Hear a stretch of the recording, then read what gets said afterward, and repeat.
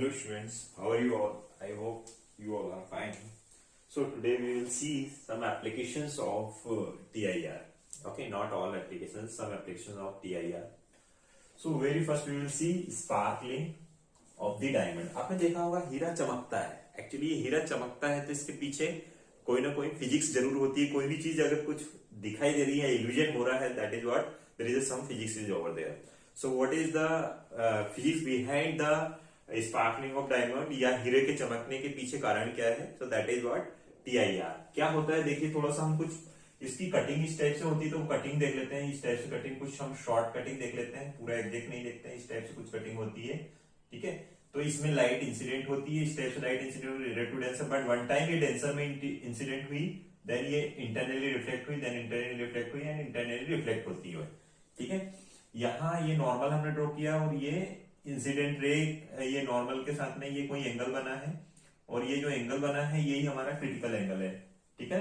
और ये angle of incidence, ये एंगल ऑफ इंसिडेंस है, ये क्रिटिकल एंगल है. समझ में आ गया है? Angle of incidence is greater than critical angle, तो TIR takes place, you know this. तो ये वाला एंगल क्या है? यहाँ पर ये इसके साथ जो बन रहा है वो I है और ये जो एंगल बन रहा है वो IC है. तो यहाँ पर I ग्रेटर देन क्या है? IC. And in this condition TIR takes place. ऐसा ही अंदर भी हो रहा है. तो इस कारण से हमें हीरा क्या दिखता है? चमकते हुए दिखाई देता है. तो पहले हम देख लेते हैं थोड़ा सा.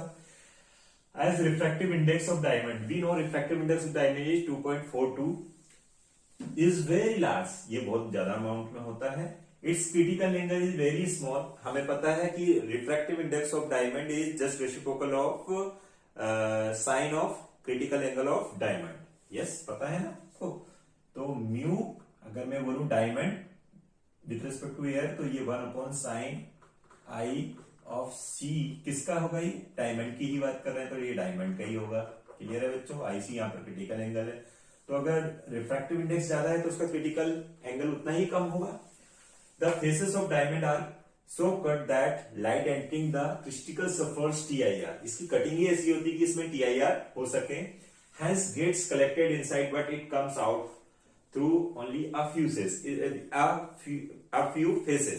इसकी कटिंग ऐसी होती है कि इसमें इंटरनली ज्यादा रिफ्लेक्ट हो और कुछ ही पार्ट से लाइट बाहर हो सके. तो हमें वो इंटरनली रिफ्लेक्ट होकर बहुत ज्यादा ब्राइटनेस के साथ दिखाई देता है, हीरा चमकता है.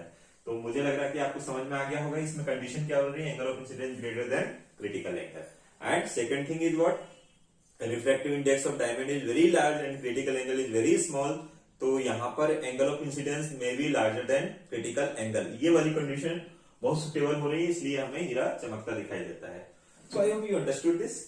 तो रीजन समझ में आया? What is the cause of sparkling of the diamond और हीरे के चमकने का कारण. चलिए एक इंपॉर्टेंट और देख लेते हैं जिसको हम मिराज बोलते हैं. मिराज मतलब भ्रम, मरीचिका. हिंदी में इसको मरीचिका कहा जाता है. तो अगर आप रेगिस्तान में या कहीं ऐसी प्लेसेस पे जाते हैं, समटाइम्स हम समर डेज में रोड पर भी देखते हैं. दूर से जब हम आते हुए दूर से देखते हैं तो रोड पर ऐसा लगता है पानी भरा हुआ है, बट जैसे क्लोज जाते हैं तो वहां पर कुछ भी नहीं होता. एक प्रकार से हमारा भ्रम होता है. तो क्या है इसका रीजन, ये भी हम समझेंगे. तो इसी को हम इंग्लिश में मिराज बोलते हैं. तो क्या है ये?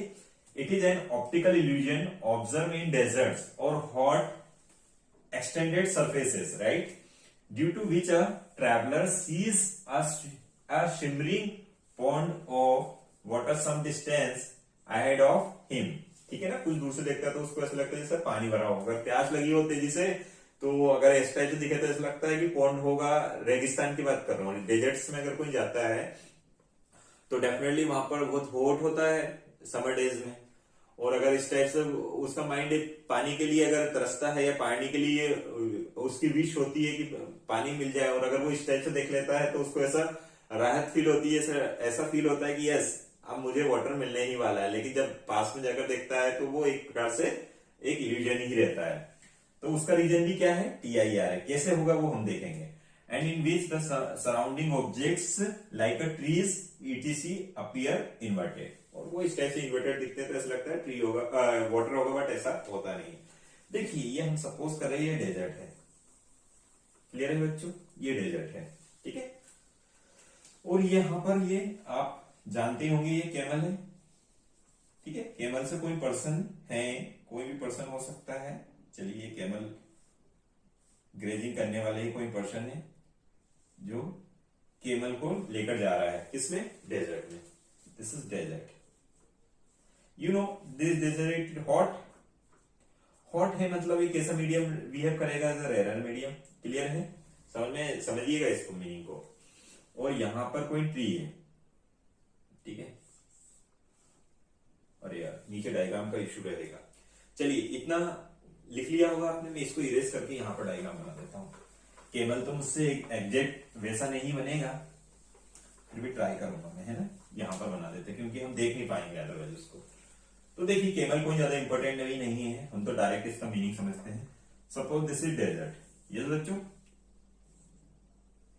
ये कोई ट्री लगा हुआ है,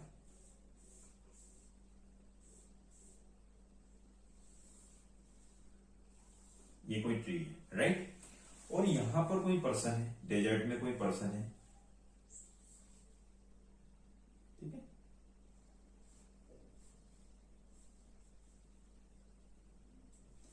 ये कोई पर्सन है और यहां पर आपको पता है ये this reason is what, very hot.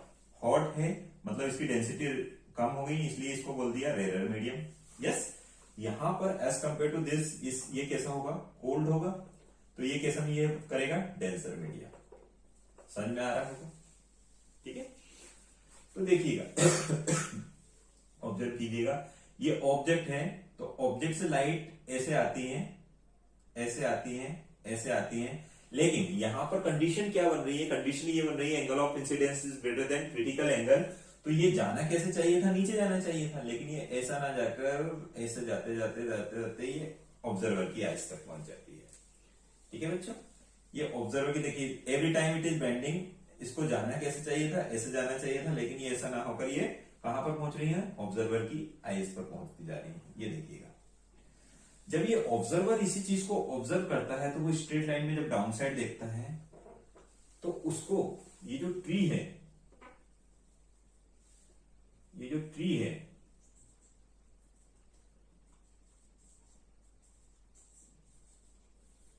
इस टाइप से दिखाई देता है। सो एक्चुअली जो ट्री कहां है यहां, और ये थोड़ा सा रिफ्रैक्टिव इंडेक्स इसका शॉर्ट चेंज होता रहता है, तो ये ऑब्जर्वर को ऐसा लगता है सीम्स लाइक वाटर, उसको ऐसा लगता है कि यहां पर वाटर भरा हुआ है ना। ऐसा इमेजिन कीजिएगा, एक्चुअल ट्री है, ये एक्चुअल पोजीशन है, या एक्चुअल है, एक्चुअलिटी है, बट ये मिराज है। तो ओवरऑल क्या कंडीशन हो रही है देखिएगा, ये ऑब्जेक्ट होगा as a source of light, तो जैसे ही लाइट इससे आती है, इस ऑब्जेक्ट से आती है, तो ये ट्राई करती है किसमें जाने का, डेंसर टू रेयर। बट क्या होता है एवरी टाइम यहां पर कंडीशन क्या हो रही होगी, angle of incidence is greater than critical angle.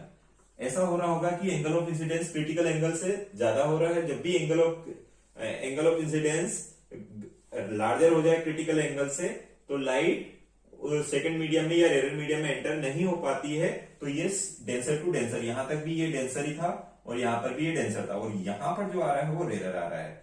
अगर ये कंडीशन नहीं बनती, एंगल ऑफ इंसिडेंस ग्रेटर नहीं हो पाता क्रिटिकल एंगल से, तो ये किस रिफ्लेक्शन हो जाता है। बट यहां पर क्या हो रहा है बच्चों, TIR is taking place. So I hope you understood what is the cause of mirage, that is TIR. What is the cause of sparking of the diamond, that is TIR. So thank you for watching this video. Keep watching, keep sharing. Thank you.